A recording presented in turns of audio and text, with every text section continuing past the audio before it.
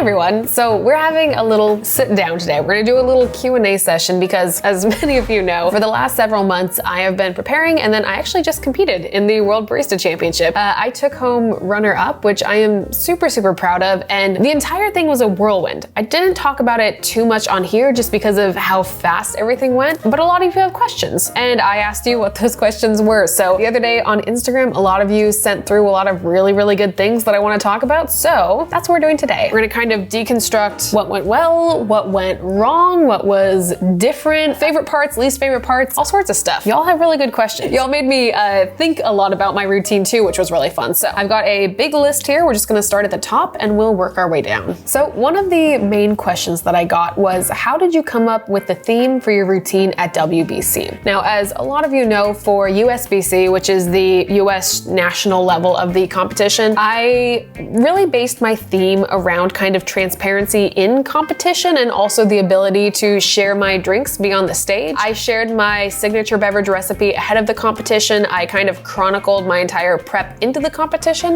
with the end goal of it being, while I was serving the judges on stage my signature beverage, the idea was that people at home had already been enabled to be able to have a replicable drinking experience on their own with the provided recipe that I gave. So I did that for USBC. That was incredible. I loved doing that routine. I loved the message behind it. But when it came time to think about WBC, I had a little bit more prep time. We had, I believe, the course of like 3 or 4 months in total. And when I sat down and thought about it, I knew I didn't want to do the same thing again. That was definitely an option, but for me personally, I kind of felt like I had done it, and I felt like if I did it again, it wouldn't necessarily have the same impact as it did the first time. So I started thinking about what I wanted to talk about next. Kind of where my natural progression went was thinking back to our jobs in hospitality as baristas, thinking back to the fact that because of the pandemic, there has been this kind of extinction and renewal of hospitality in a lot of ways. Those were two words that kind of came up a lot, extinction and renewal. When I was talking to my coworkers and coaches, we also started thinking about the coffees we were using. One of my coffees was Eugenioides, which is a different species of coffee than Arabica, but it's a species that has also faced an extinction of sorts and a renewal. So we had something there, and then it kind of just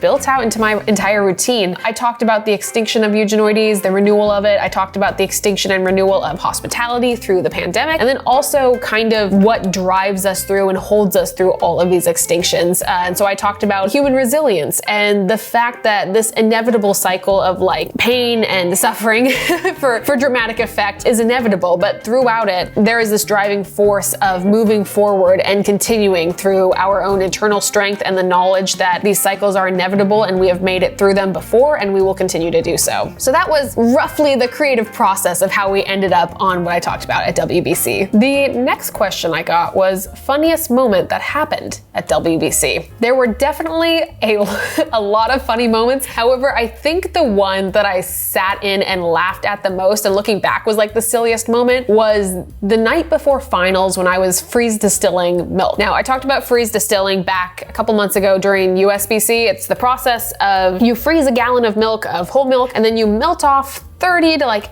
50% of it, and usually that 30 to 50% primarily contains the fats, sugars, and proteins found in milk, so you end up with a drink that is super creamy, super sweet. It's kind of an enhanced version of whole milk, essentially. Anyways, it's a long, laborious, and really stressful process to make sure you get out the right amount of milk. And so I had been doing that pretty much every single night of when we were in Melbourne. And there was this last night, and it was so chaotic. We were at our Airbnb, and I looked around, standing there, feeling this stress, my body was exhausted. I was terrified for the following day. And I look around me, and there's just piles of half-frozen milk cartons surrounding me. There's bowls and pots and pans full of distilling milk. And I was this is the silliest moment in my life. This is ridiculous. What we're doing here is ridiculous, and yet it's just part of the process. So that's probably the funniest thing. I think it was a kind of a mental break, perhaps, of just letting loose how ridiculous that moment was in the context of how serious the entire week had felt. Favorite and least favorite aspects of WBC/competition in general? It's a really good question. I have a lot of favorite parts, and I also have a lot of least favorite parts. I think inevitably the least favorite parts for me are the stress that comes with it. In competition,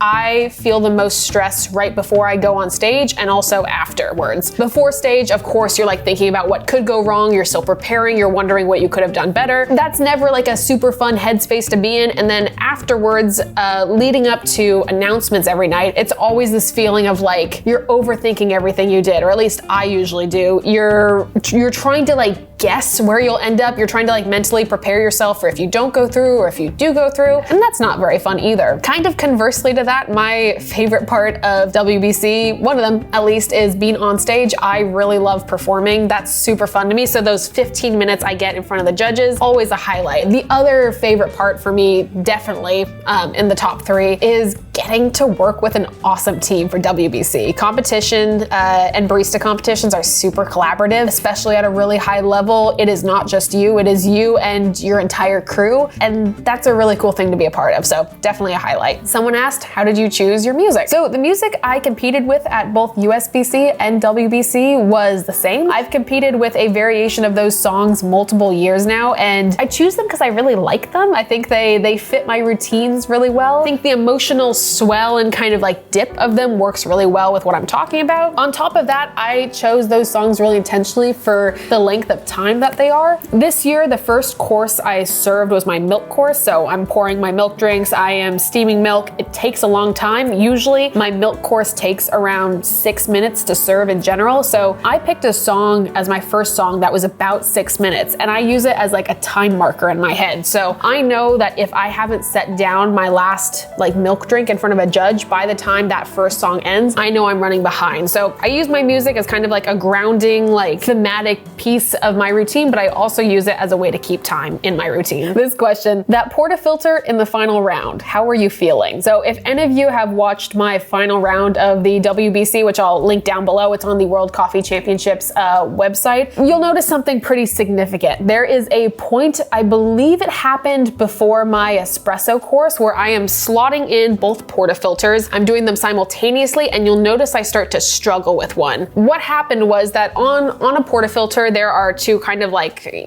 call them like forks, but two like little points of extension that slot into the group head and like lock the portafilter in. What happened was one of those little forks didn't lock in correctly, and so when I tried to move the portafilter, there was like a disconnect. It wasn't moving in. It was terrifying. Looking back at it, I know from what people told me that the cameras happened to zoom in on that exact moment when it happened, so that was super fun. It wasn't a big deal. A lot of people thought it was a big deal. It was a very visible thing that happened, so I can understand, but during the final round and the semi-final rounds of the World Barista Competition, there are no tech judges. So if I was going to have points taken off of me because my portafilter didn't go immediately in, it would have been if there were tech judges. That's where that point section falls into. There weren't any tech judges, like that's not what happens at those levels, so I didn't lose any points over it. Certainly a stressful thing, certainly something that I'm not like happy that happened because it just looks bad visually from watching the routine, but it didn't affect me. So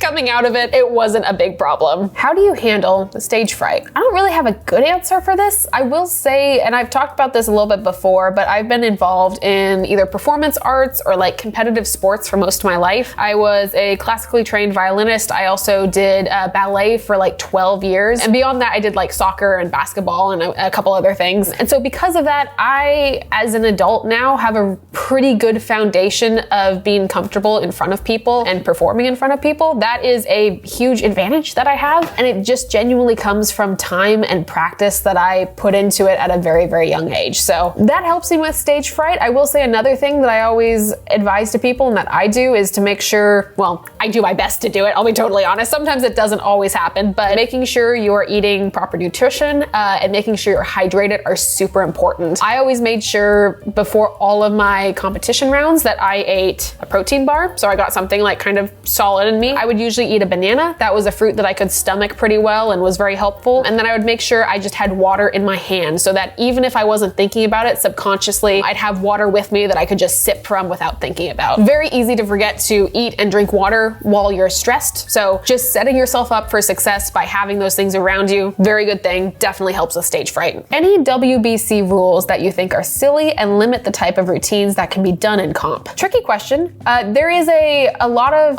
of discussion about current rules and such in barista competitions. I think one of the ones that is kind of at the forefront right now is the discussion about the requirements in what kind of milk you can use. Currently in the rules for, I'm assuming this is an international thing as well, but in the US competition and in the world competition and pretty much everywhere else, it says you can only use dairy milk, so cow milk only. No room for alternatives like oat or soy or whatever else. That feels like it's the rule that's in the most contention right now for a lot of different reasons that I'm not going to go into right now. Objectively, I can understand why they say only cow milk. I think a majority of it is for consistency. Cow milk, for the most part, is going to be pretty consistent. Of course, you have different variations from dairy to dairy. You'll have different variations based on, like, I don't know, location. Like the milk in Australia tasted pretty different from the milk in the US. You'll also have differences in like fat content, but for the most part, dairy milk is kind of the same across the board. When you get into alternative milks, you start to have to deal with things like brands and also recipes, like even just oat milk itself. There's a huge variation in what different oat milks taste like and feel like and steam like. That's just kind of like a tricky thing that if there's going to be a change in that rule, needs to be discussed. There also needs to be probably a discussion about like how brand sponsorship plays in, like if someone is using like Califia oat milk versus Oatly versus Pacific versus whatever. So I don't necessarily think any of those rules are silly or not silly, but I think there are a lot of rules right now that are in discussion that I think we'll probably see changes in the near, if not slightly distant future. So there's definitely some ones up there that are, you know, a little wishy-washy, but the milk one is definitely one that I see the most discussion about right now. By the way, I'm drinking tea right now,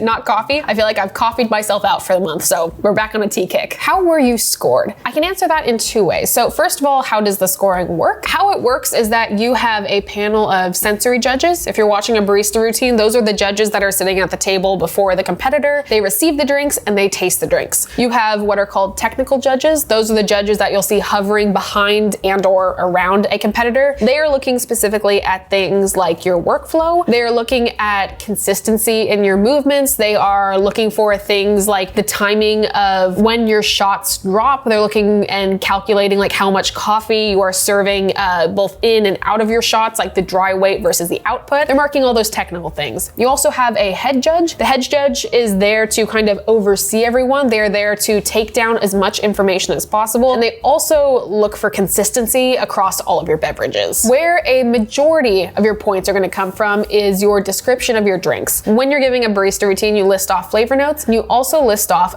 tactile calls. Tactile calls are things like the mouthfeel. What is the weight of your espresso? Is it juicy or tea-like or slick or silky or whatever descriptors you want to use? But essentially, you are telling the judges what they are going to be experiencing, and then they are grading based on the accuracy of what they experience and also the balance of what they experience. So let's say you serve them a shot of espresso and you said, this is going to taste entirely like lemon. And let's say it is a very, very like bright, acidic, almost sour espresso. You would be right in describing it as lemon, but if it is overly sour, you're not going to score well on like a balance standpoint because it's not a tasty shot. You're not having a good taste experience, even if it is an accurate experience. So it's a balance of creating really, really good coffee, but also being able to describe that coffee. You also get points for things like there's a lot of visual components, like your latte art does get scored. You get scored for your presentation skills. So things like eye contact, things like your kind of command over your station, things about how you lay out your station, your technical scores. They all add up and they are worth a lot of points. But again, a humongous chunk is just going to be being able to describe and convey the judge's experience of what they're having in the cup. And then how was I scored? So I scored in the top 3 for all rounds of WBC. Did not expect that. It was really cool to see afterwards. I believe I got 3rd in round 1, 1st in the semifinals, and then 2nd in the finals. And yeah, I was super happy with that. That was absolutely incredible. I have all my score sheets. They're always given to you after the competition is done. And I'm happy with my score sheets. You know, there's always room for improvement. Like obviously there's tons of room for improvement, but for how this year went, I'm really happy with them. What would you have changed? Of course, I would have changed a lot of things, especially now looking at my score sheets and thinking back to my presentation. Like, of course, now it's very easy to see the gaps in like maybe synergy or like how I prepared or like what I prepared or all these things. Hindsight is 20/20. 2020. Super easy to look back and be critical. For how fast this season was, for kind of the chaos of the season, for a whole slew of reasons, I think I did the best I could. And so I don't know if there's anything I would have changed necessarily. I think, moving forward, I have a lot of really, really good information that I can apply to future things, but I don't know if I would have changed anything because for how it went, I'm pretty satisfied.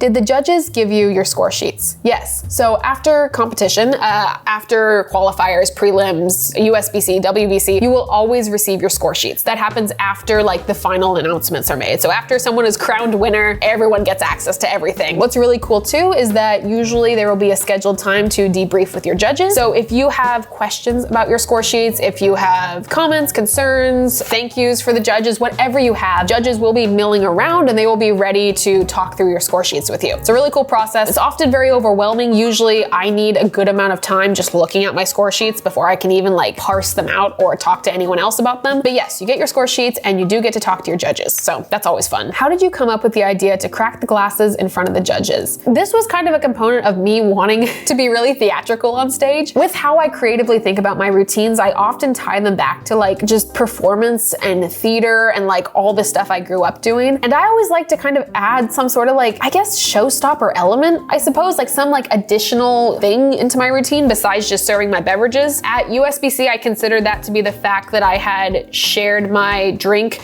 like instructions and like recipe ahead of time. And so the reveal was kind of like, hey, we're doing something really unusual right now. I'm serving you judges this drink, but also outside of all of this, there are people enjoying this drink all over the world. Additionally, one of the things I did at USBC was live stream from the stage. Like behind me, I had a phone live streaming my routine. And that was another like kind of like just visual, like interactive addition that was like outside of what is required of me in the rules. So I knew I wanted to do that for WBC. Again, I wasn't gonna do the live streaming. I already done that. The competition was gonna be live streamed anyway, so it wasn't that important. And so I started thinking about how I could just add some stuff to the service of like my final drink, which was the Sig Bev. I initially had been like poking through some ideas of like, how do I have the judges break something? Or like, can I serve the signature beverage in a way that it's broken? And like, I was just kind of throwing stuff at the wall. And then eventually I was sitting there and I was like, what if I just left the espresso cups in front of them? And then I just like broke them. And it was as simple as that. We made the choice to use kintsugi glasses as the final serving vessel for the final beverage. So they are cups that, kintsugi is like a Japanese technique of remaking broken pottery. And so they were cups that had been broken and then remade. And so it really tied in well narratively to be like, okay, I'm gonna take this cup, I'm gonna break it. And then it fit in thematically to then replace the cup that had been in front of them with a new cup that had been remade. And I also really liked the last line I came up with, which really inspired all the actions. And it was take a deep breath, look forward to what is broken, and then sip from what has been remade. And that influenced a lot of me deciding to break the cups too. It was nerve-wracking. Breaking stuff in front of judges is scary. I can argue that on that stage, the worst possible sound to hear is of a cup breaking. And so to do it intentionally was like, I was like, I hope they like this. Maybe they won't, and I'll understand if they don't. Did Onyx roast the coffee you used in WBC? What coffees did you use? Yes, so Onyx provided and roasted the coffees for both USBC and WBC. Dakota Graff, who is the roaster who did the coffees, a friend of mine, he is awesome, and he roasted some delicious coffees. I kept the same coffees that I did for USBC, so they were 2 coffees from Colombia from the farm Immaculata. They were different lots from what we used at USBC, but it was the Sudan Roume varietal. It was a naturally processed anaerobic coffee,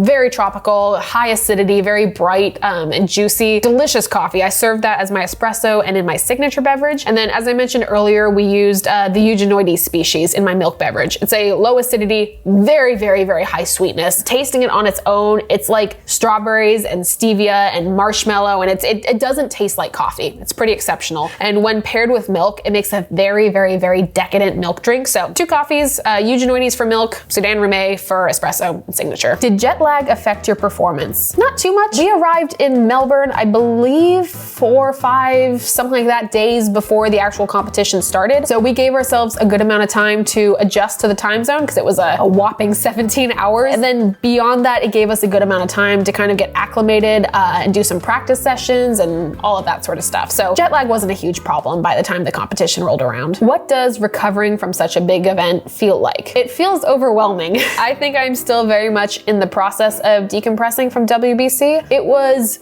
one of the hardest weeks of my life I think I've experienced so far, but at the same time, it was one of the most rewarding. I think I experienced every single emotion I've ever experienced during that week, but I came out of it with a lot of good new information about myself, about my skills, and yeah, so I'm doing good now. The first week was definitely hard. I mean, coming down from that sort of competition, no matter how you do, is always going to be hard. But that being said, looking back on it, I had a great time. It was really cool to meet so many amazing people and so many like fantastic competitors from around the world. That was probably one of my favorite parts. It was really incredible to be on stage with those competitors. So I'm doing good now. You know, it's a process, and I'm really lucky to have a lot of people around me who understand what that process is like, whether they've gone through it themselves or they've competed or any of that. So I've got a good support system and I'm good. Yeah. What was the most noticeable difference from USBC? There is one really big difference that was actually kind of fun to experience, and I mentioned it a little bit earlier. It's the fact that there are not tech judges for semifinals or finals of WBC. At USBC, you have tech judges for every single round, so your tech scores matter. If you drop coffee or spill coffee or do something in the finals, that will get marked down on tech, and that will be a significant amount of points. So if something like what had happened with the portafilter at WBC happened in the US version, that would have been way worse because I would have lost points for like the immediate insertion and brewing portion of my tech score sheets. However, techs only existed for round 1 of WBC, so there was kind of this sense of relief after that round because it takes a lot of the pressure off of just thinking about manually what you're doing on stage. So that was actually really nice. That was an awesome difference.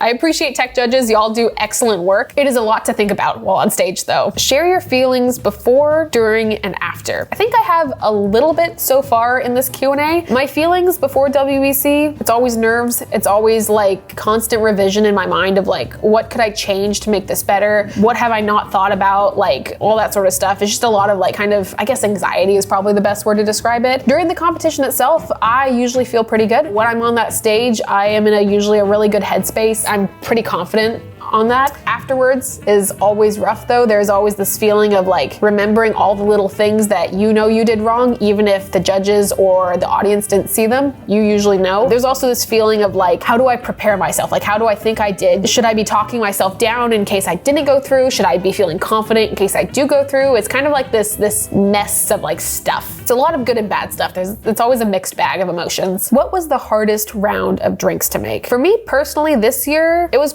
probably the milk beverages. So I served my milk course first. It was the first thing up, and you'll notice this in a lot of my routines. Like it is very visible. Even if my voice and presentation is entirely steady and pulled together, you will see my hands shaking. I have not figured out a way to combat that yet. That is something that I've always have, and it doesn't go away. The more I compete, it's always there. And so that being said, serving the milk beverages first is always a little bit nerve-wracking because you need steady hands to pour milk drinks. And with serving them first, you don't have a ton of time to get settled into your routine. You're like launching into milk immediately. So I think the milk drinks were the hardest to do just because it's like balancing the handshaking with like knowing that I need to be still and that sort of stuff. How did you maintain good mental health with the amount of stress competitions can bring? Again, I think nutrition is a really important part. It is very easy in high stress situations to forget about yourself in the kind of rush to just keep pushing and practicing and like doing everything you think you need to. Being well rested, eating good food, and I say that very specifically, like you can eat food that doesn't nutritionally set you up for success. So eating like protein and making sure you're having like a lot of whole food and just like being very cautious of that while also being hydrated makes a huge difference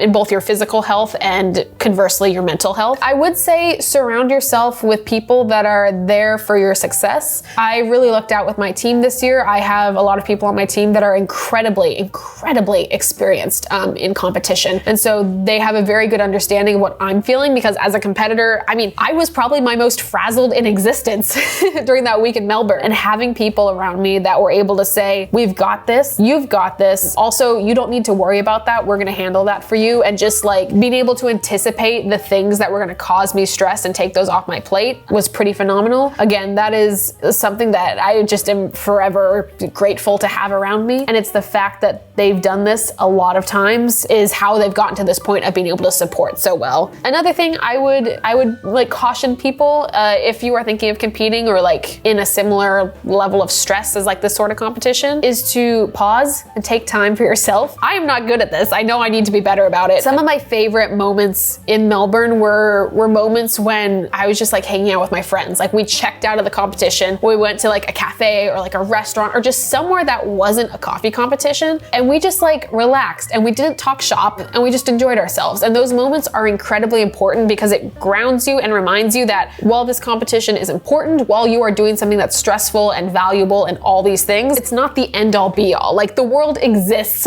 beyond the barista stage, and that can be easy to forget when you are just so immersed in it. How much are you looking at the judges' faces during your routine? A lot. One of the things I was coached on, and one of the things I know is super important as like a past performer, is making connection with the people you are performing to, or in this case, serving. It's something that's important in like all levels of hospitality, like that sort of close connection and eye contact. That is what drives a lot of relationships between like baristas and customers and creates that feeling of good hospitality rather than just a feeling of you've ordered a drink, here's your drink, goodbye. It's about intentionality and also about being personable. And so I spent as much time as possible on the barista stage facing my judges, and anytime I was talking to them, I was like right on them. I was looking dead in their face. Like the goal is kind of to like stare into their soul in the most positive way possible. That's something I was coached on. It's something I tell other people to do. And having now sat in a casual format on like the other side of a table, like I've sat through a couple like barista routines. Competitors who are intentional about that sort of eye contact just make it a much more like joyful experience, I suppose. I really lucked out and had some really awesome judging panels. Most judging panels are awesome, I will say that. Judges do a ton of super hard work on stage. They are doing the same amount of work, maybe a little less, but they are doing an incredible amount of work in judging, similarly to what the barista is doing. And so I've been so grateful for the judges who are really intentional about being smiley and pleasant on their side. I had some exceptional ones at Worlds. Like I remember they walked on stage and sat down and I called time and they were just like smiling and pleasant, and like they're there to help you succeed. Like their job is to help you succeed as a competitor, and the judges that are the smiliest and like the most pleasant to serve, they just make it that much better to be on that stage. So I look at the judges' faces a lot. Felt like I rambled there for a second, but I also had some really, really good judges. So it's kind of a combination of like, I don't know, you gotta schmooze them. That's my opinion.